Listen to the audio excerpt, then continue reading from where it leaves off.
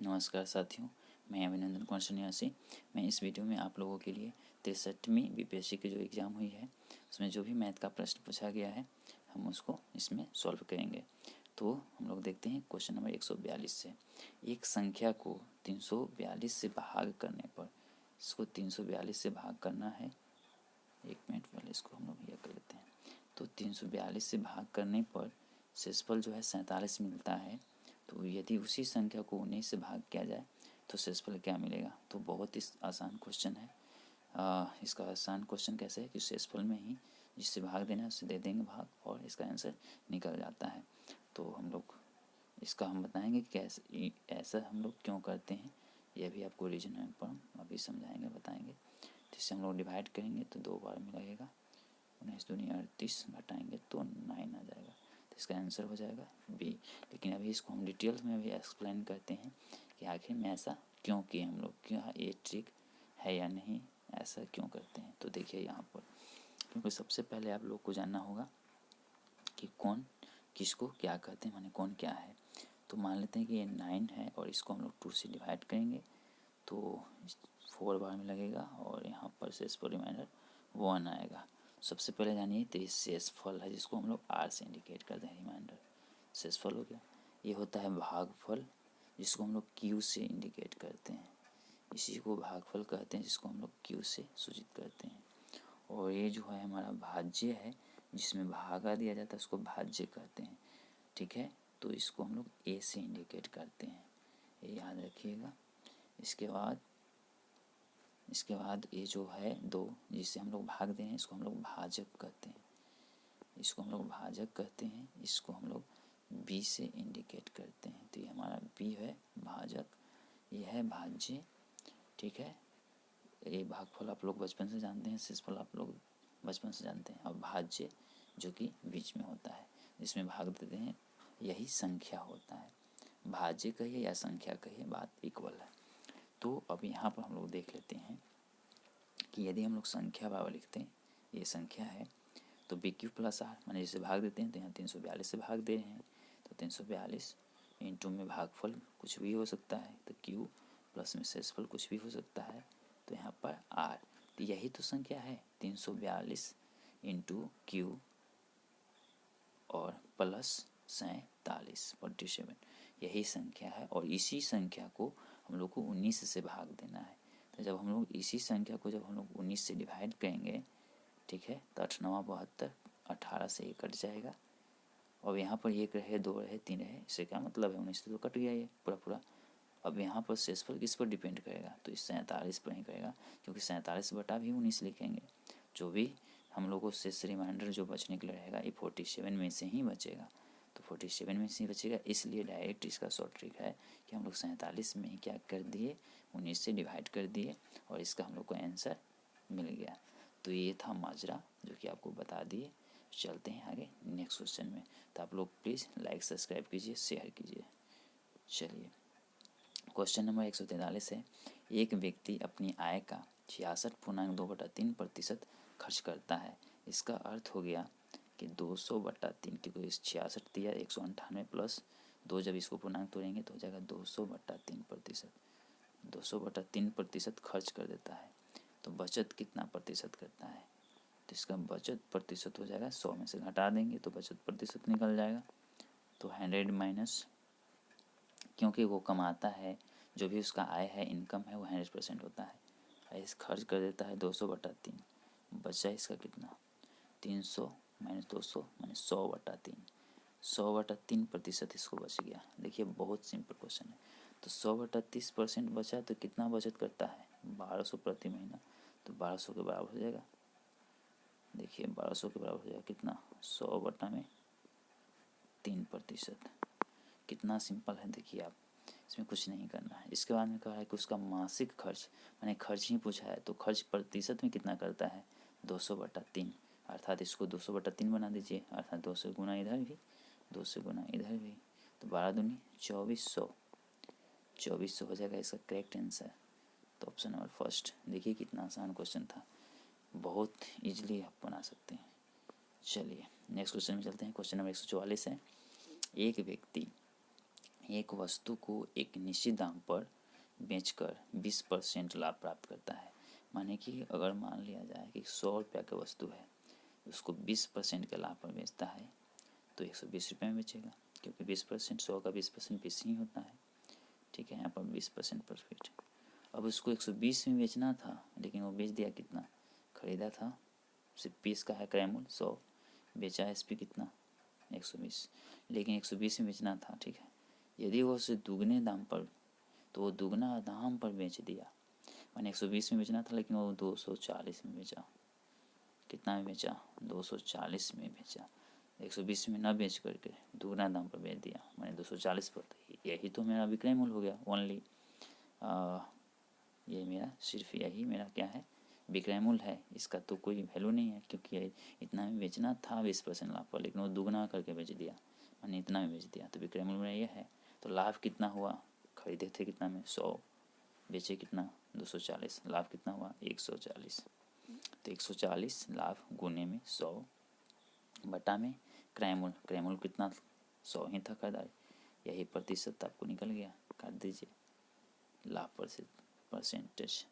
तो जो भी लाभ प्रतिशत है कितना परसेंट निकला आपको 140%, क्योंकि इसका फॉर्मूला होता है, देखिए जो कि आपको हम बताते हैं। थोड़ा सा नीचे करके आ जाओ नीचे भाई, देखिए इसका फॉर्मूला क्या होता है।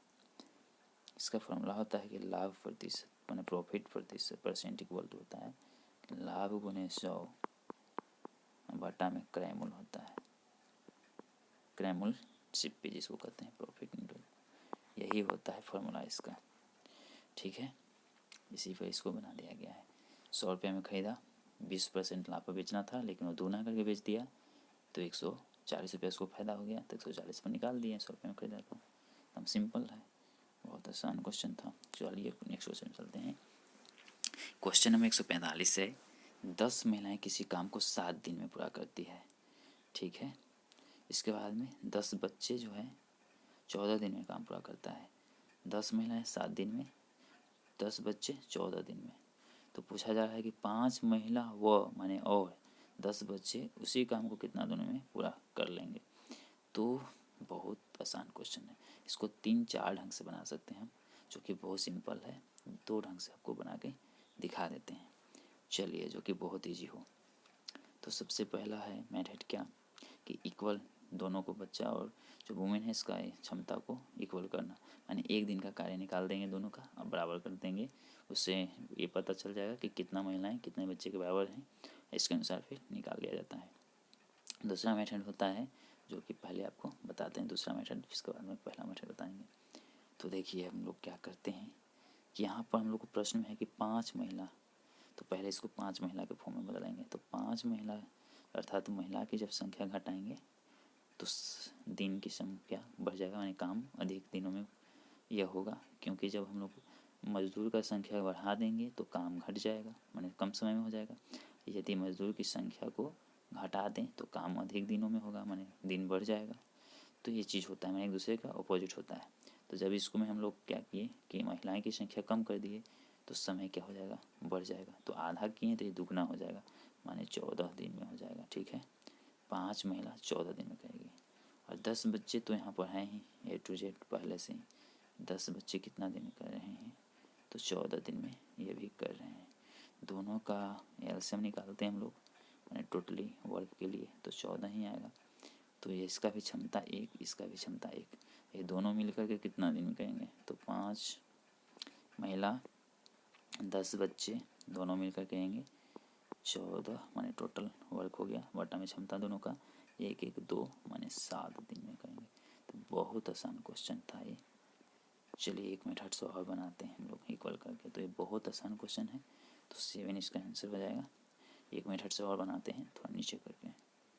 चलिए थोड़ा सा इसको नीचे ऊपर कर देते हैं और इसको एक मेथड और बनाते हैं, बहुत सिंपल से बनाएंगे इसको। चलिए, तो यहाँ पर कहा जा रहा था प्रश्न में क्या कि 10 महिलाएं 7 दिन में काम कर रही थी पूरा। ठीक है, दूसरा मैट्रिक्स बना रहे हैं हम लोग।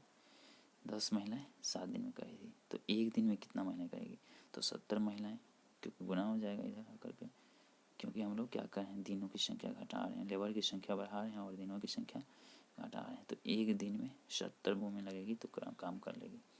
यहाँ पर था क्या, इधर भी बगल में कर लेते हैं कि 10 बच्चे 14 दिन में काम पूरा कर रहा था यहाँ पर, ठीक है।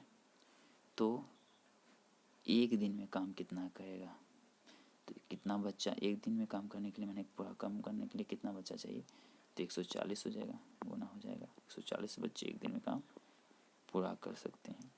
अब दोनों को बराबर कर देंगे, क्योंकि एक दिन का यह भी काम है, एक दिन का यह भी है, तो दोनों इक्वल होगा। तो 70 महिलाएं 140 बच्चे के बराबर हैं, अर्थात इसको काटेंगे तो 2, यानी एक महिला 2 बच्चे के बराबर काम करती है, ठीक है। बहुत सिंपल था, देखिए। अब बस इसी को बैठा देंगे, आगे बन जाएगा। थोड़ा ऊपर आउट कर लेते हैं, देखिए फाइनल हो जाएगा। तो एक औरत 2 बच्चे के बराबर काम करती है। तो यहाँ पूछा जा रहा था कि 5 महिलाएं और 10 बच्चे, तो 10 बच्चे में कितना महिला हो जाएगी, क्योंकि एक महिला तो 2 बच्चे के बराबर है, तो 10 बच्चे में तब 5 महिला हो जाएगी इसमें।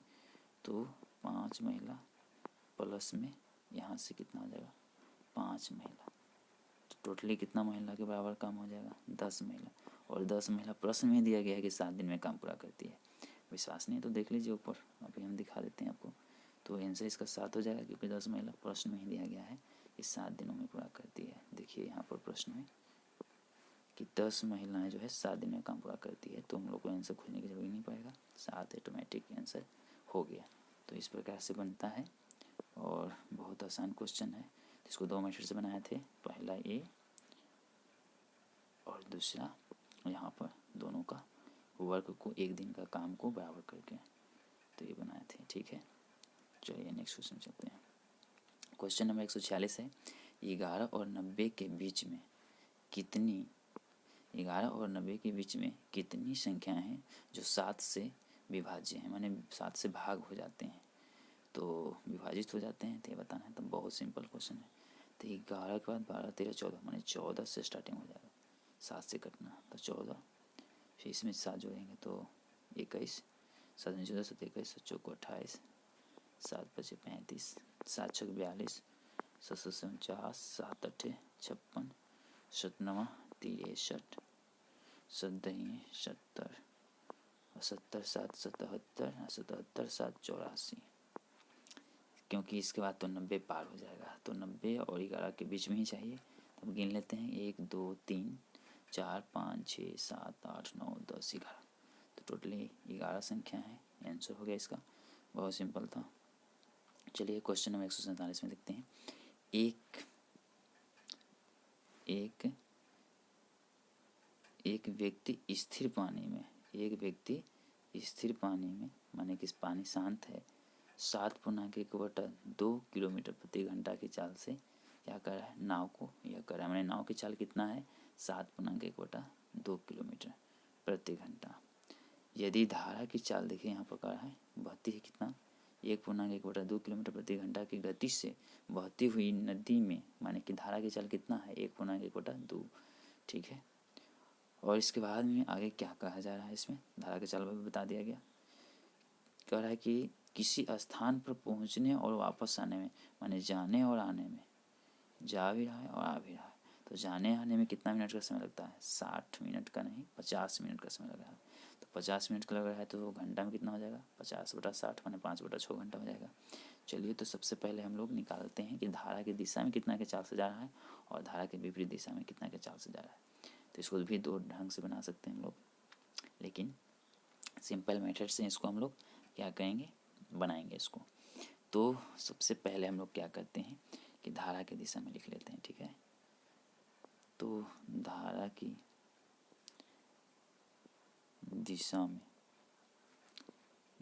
दिशा में स्पीड, इसका चाल कितना हो जाएगा, तो नाव की चाल और प्लस धारा की चाल दोनों जुड़ जाएगा, तो 7 1 8 हाफ जोड़ेंगे तो 9, माने 9 किलोमीटर प्रति घंटा हो जाएगा। क्लियर। इसके बाद फिर क्या कहा जा रहा है यहाँ पर, फिर आगे कहा जा रहा है कि इसका विपरीत दिशा में, तो धारा की विपरीत दिशा में, विपरीत दिशा में चाल कितना हो जाएगा, विपरीत दिशा में चाल कितना हो जाएगा, तो यहाँ पर घटा देंगे क्योंकि नाव के चाल में से धारा के चाल घट जाएगा, अवरोध उत्पन्न करेगा, तो हाफ में से हाफ खत्म, 7 में से 1 गया तो 6, तो हो जाएगा 6 किलोमीटर प्रति घंटा। अब इसको आने जाने में औसत चाल भी हम लोग निकाल के बना सकते हैं, औसत चाल से भी, तो आने जाने में औसत चाल से ही बना देते हैं, बहुत सिंपल पड़ेगा। तो इसका औसत चाल निकाल लेते हैं हम लोग, औसत स्पीड निकालते हैं, तो इसके लिए फॉर्मूला होता है 2xy by x plus Y. इससे हम लोग निकालेंगे तो 2 गुने 9 गुने 6 बटा 9 6 15 हो जाएगा।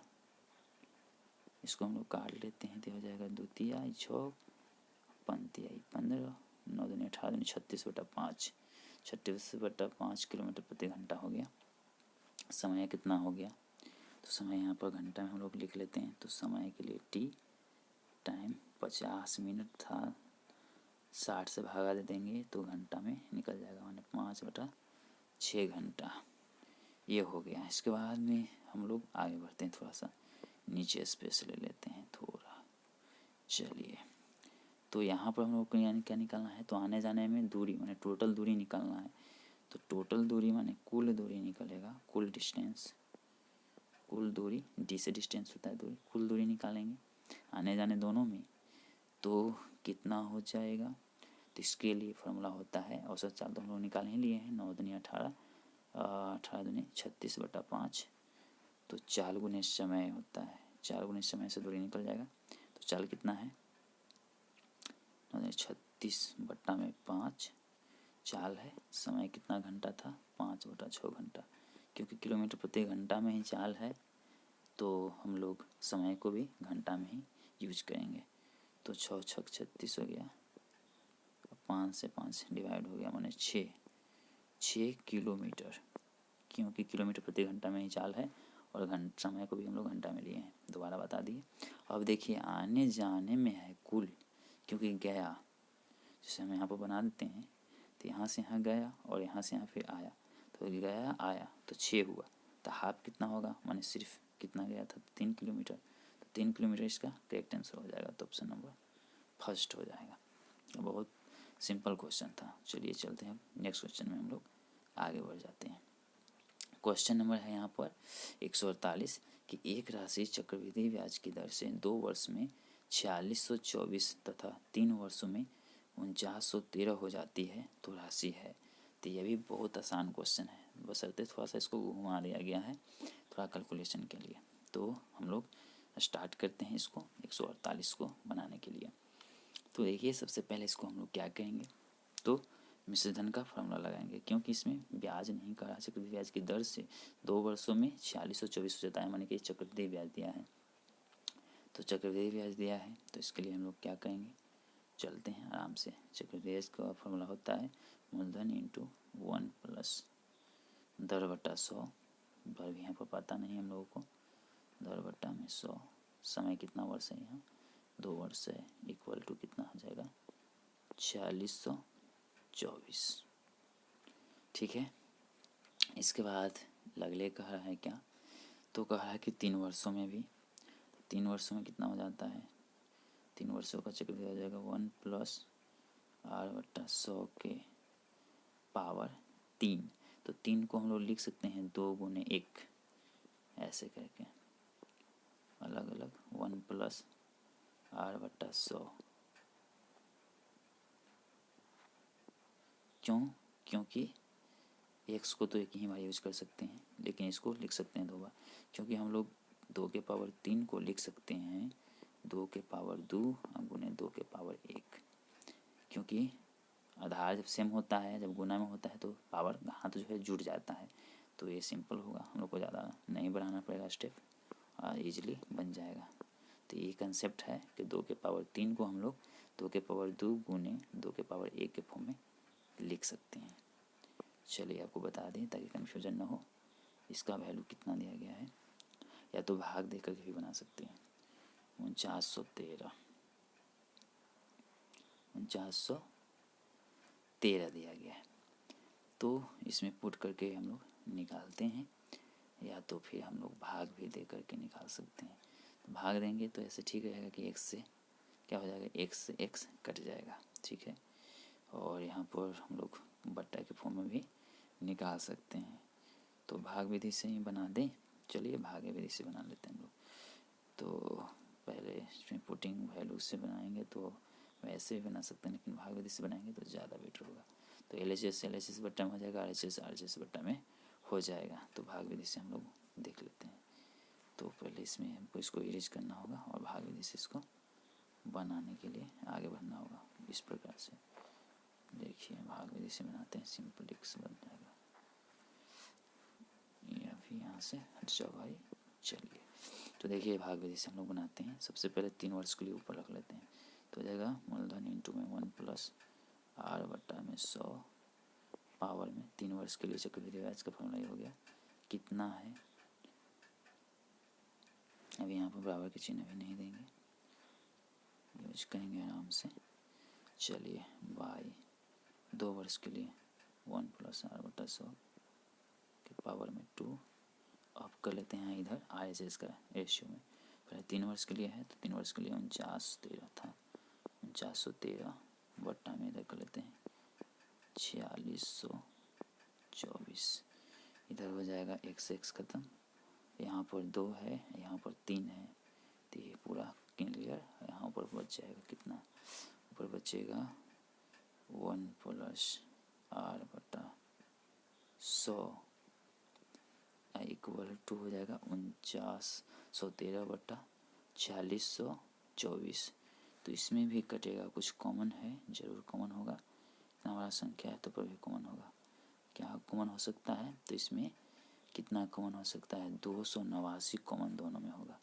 तो 289 कॉमन में होगा तो ये कितना बार में कटेगा, ये 17 बार में 289 से कट जाएगा, और ये 16 बार में 289 से कट जाएगा। तो 17 बट्टा हो जाएगा यहाँ पर 16 इसका वैल्यू।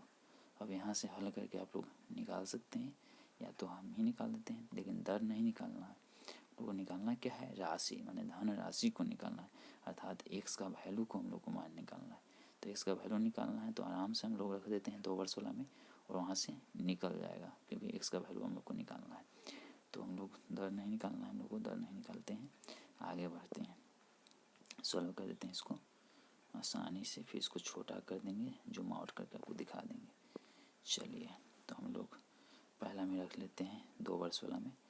तो हो जाएगा x इंटू मूलधन इंटू 1 प्लस r बटा 100 के पावर कितना 2 था। तो 2 वर्ष का कितना था, 2 वर्ष का था 4624, 4624 2 वर्ष के लिए था। अमाउंट हमारा लिख लिए। अब इसका वैल्यू स्क्वायर है तो इसका वैल्यू कितना है, यहाँ से पुट कर लेते हैं। 17/16 है तो 17/16 का स्क्वायर तो हो जाएगा 17/16 गुने 17/16 बराबर में हो जाएगा 4624। अब यहाँ पर भी आराम से देखिए, 17 का स्क्वायर 289 होता है, तो 17 का स्क्वायर 289 कितना बार में कटा था, तो 4624 16 बार में 289 से कट जाता है, तो कट कर दिए। अब यहाँ पर आगे बढ़ते हैं, थोड़ा सा और जगह ले लेते हैं हल्का, इसके बाद में अब इसको हल करते हैं। तो x इक्वल कितना हो जाएगा, तो 16 गुने ये दोनों बार डिवाइड में उधर जाएगा तो क्या हो जाएगा, इस साइड से उस साइड इसको भेजेंगे तो गुना में चला जाएगा। तो 16 का क्यूब, 16 का स्क्वायर 256 होता है, गुने में 16, 6 छक 36। तब कौन सा होगा, इसको हम लोग गुना करके देखेंगे। तो इसका आंसर क्या आएगा, जो तुम लोग गुना कर लेते हैं साइड में, अच्छा आएगा। तो 256 तो 6 से करते हैं तो 16 छक 96, फिर 5 से करेंगे तो 16 पचे 80, फिर 2 से करेंगे तो 16 दूनी 32। जब भी हो आसान से कीजिए, सबसे बाहर आप जानते हैं, तुम छोटा में ही बाहर से कर दिए, अपोजिट के हैं, इतना हो जाएगा 9 हो जाएगा 04, माने इतना आया। देखिए कितना सिंपल विधि से हम लोग गुना कर लिए, तो इस प्रकार से गुना कर लीजिएगा, ठीक है। अपोजिट के हैं, 16 में ही 256 से गुना कर दिए हैं, तो 4096 इसका करेक्ट आंसर आ जाएगा। 4096 कौन सा ऑप्शन है, उसको पहले छोटा कर देते हैं ताकि आपको स्पष्ट दिखाई दे। चलिए इसको छोटा कर देते हैं, जूम आउट। आराम से हम देख सकते हैं कैलकुलेशन एक साथ। तो इसका करेक्ट आंसर हो जाएगा सी 4096 माने 4096, इसका करेक्ट आंसर हो गया। चलिए अब आगे बढ़ते हैं नेक्स्ट क्वेश्चन में। क्वेश्चन नंबर 149 है, एक व्यक्ति 20 रुपये मूल्य के शेयर 9% लाभांश अदा करके खरीदता है, माने 9% लाभांश जो है देता है तब खरीदता है। तो 20 रुपये के शेयर था जिसमें 9% का उसको लाभांश जो है देना पड़ता है। लाभांश मतलब कि लाभ का अंश होता है, इसको लाभांश कहते हैं। और आगे कहा जा रहा है क्या कि वह अपने धन पर 12% ब्याज चाहता है, और वो चाहता है कि 12% क्या हो, लाभ प्राप्त हो जाए। तो फिर पूछा जा रहा है आगे कि प्रति शेयर का बाजार भाव क्या है, माने कि शेयर जो है उसका बाजार का भाव मूल्य क्या है ये बताना है। तो ये भी बहुत सिंपल क्वेश्चन है, इसमें कुछ करना नहीं है। तो क्या करना है, तो देखिए हम लोग क्या करते हैं। सबसे पहले तो इसमें हो गया कि 20 रुपया का 9% हम लोग निकाल लेते हैं कि कितना होगा, क्योंकि 20 रुपया मूल्य को शेयर 9% जो है लाभांश अदा करके ये करता है। तो 20 गुने 9/100, 20 है, 20 बचे 100 हो जाएगा, अर्थात 9/5 रुपया इसको अदा करना है। 9/5 हो गया, एक शेयर पर, प्रति शेयर है तो प्रति शेयर के लिए हो गया। इसके बाद फिर क्या होगा, फिर कहा है कि वह अपने धन पर 12% ब्याज जाता है, माने 100 में 12, तो 100 रुपया में उसको कितना चाहिए, 12 रुपया लाभ चाहिए। चूँकि इसके पास कितना है 9/5 ही ना, क्योंकि प्रति में पूछा है। प्रति शेयर देखिए, प्रति शेयर, तो प्रति शेयर का मतलब कि एक शेयर पर 9/5 रुपया, तो यहाँ 12 रुपया है, तो इसको एक में पहले बदल लेंगे। तो यहाँ 1 रुपया के अनुसार बदलते हैं, तो 1 रुपया में कितना हो जाएगा, अपोजिट आएंगे 100/12 हो जाएगा। ठीक है, तो आराम से निकाल सकते हैं। तो 9/5 में कितना होगा, तो 9/5 में हो जाएगा कितना, तो इसको गुना कर लीजिए। थोड़ा सा इसको हम लोग इधर ही कर देते हैं। देखिए अब करना कुछ नहीं है, 9/5 में, क्योंकि 9/5 रुपये में निकालना है, तो 100/12 काटिए 3, ये हो जाएगा 4, ये हो जाएगा 25, इसको काटिए 5, तो 15, बस 15 रुपया। इससे आसान क्वेश्चन कुछ हो सकता है नहीं, ऑप्शन नंबर बी हो जाएगा इसका करेक्ट आंसर। तो बहुत सिंपल था, जो कि यहाँ 1 रुपया है। चलिए नेक्स्ट क्वेश्चन में चलते हैं। क्वेश्चन नंबर यहाँ पर है 150 माने 150। निम्न पाई चार्ट किसी राष्ट्र द्वारा किसी विशेष वर्ष में विभिन्न खेलों पर किए गए व्यय को दर्शाता है, माने खर्च को दर्शाता है। यहाँ देखिए व्यय है माने खर्च को दर्शाता है। चार्ट को ध्यान से देखना है और देखने के बाद इसको प्रश्नों को उत्तर देना है। तो प्रश्न इसमें क्या है, फुटबॉल और क्रिकेट करा के फुटबॉल पर क्रिकेट से कितना प्रतिशत कम व्यय किया गया है सॉरी गला फंस रहा है। फुटबॉल पर क्रिकेट से कितना प्रतिशत कम व्यय किया गया है, माने ये पूछा जा रहा है यहाँ पर, इसको हल करना है। तो यह भी बहुत आसान क्वेश्चन है। तो कैसे आसान है, यह डिग्री में यहाँ दिया गया है और हम लोग को इसको हल करना है। तो टोटली यहाँ पर डिग्री में दिया है, प्रतिशत में भी तो नहीं दिया गया है, लेकिन प्रतिशत में पूछा गया है। तो इसको बनाने के लिए हम लोग आगे बढ़ते हैं। तो क्या होता है, तो होता है ये चीज़ कि कहा रहा है कि फुटबॉल पर क्रिकेट से कितना प्रतिशत कम व्यय किया गया। फुटबॉल और क्रिकेट पर ही डिपेंडेड है। तो फुटबॉल कितना है यहाँ देख लेते हैं, 54% है। फुटबॉल 54 है और क्रिकेट कितना है, 81 है। तो 54 और 81 का डिफरेंस देखेंगे हम लोग तो हो जाएगा 27। ठीक है, लेकिन हम लोग को निकालना है टोटल संख्या भी तो इस प्रश्न में नहीं है ना, तो हम लोग कैसे इसका गणना कर सकते हैं।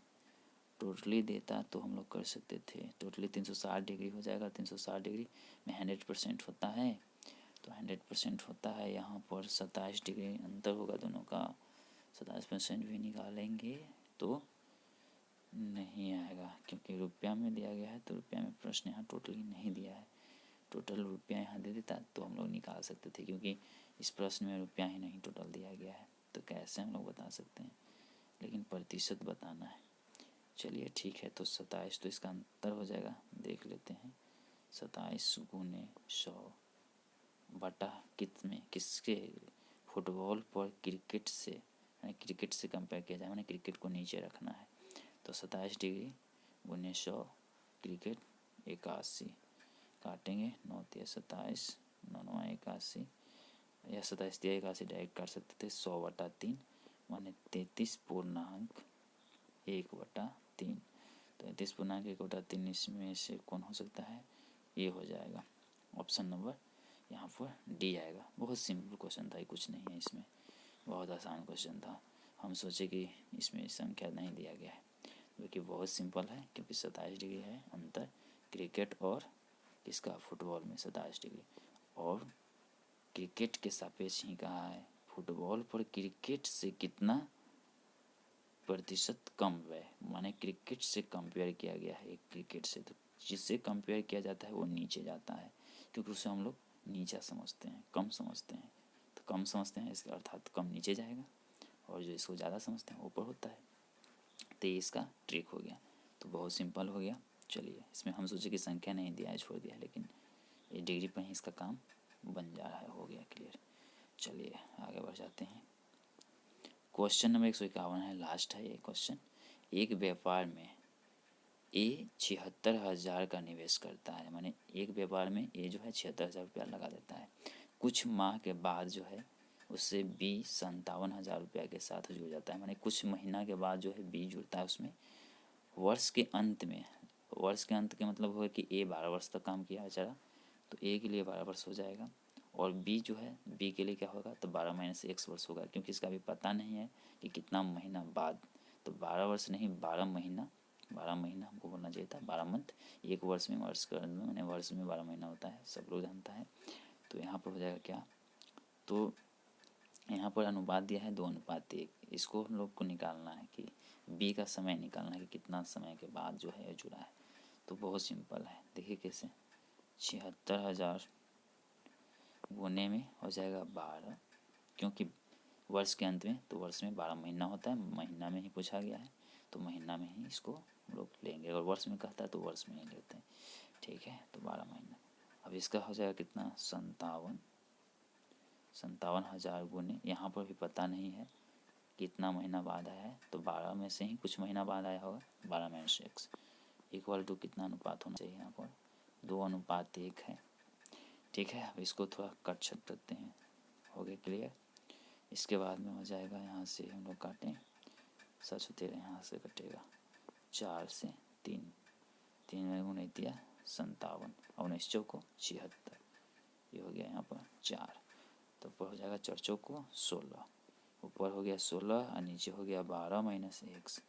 अब इसको हल करेंगे इधर से उधर ले जा करके नहीं, अब हम x के स्थान पर कौन सी संख्या रख दें कि ये दोनों का कट का रेशियो कितना हो जाए, 2:1 हो जाए, मैंने ऊपर 16 है तो नीचे 8 हो जाए।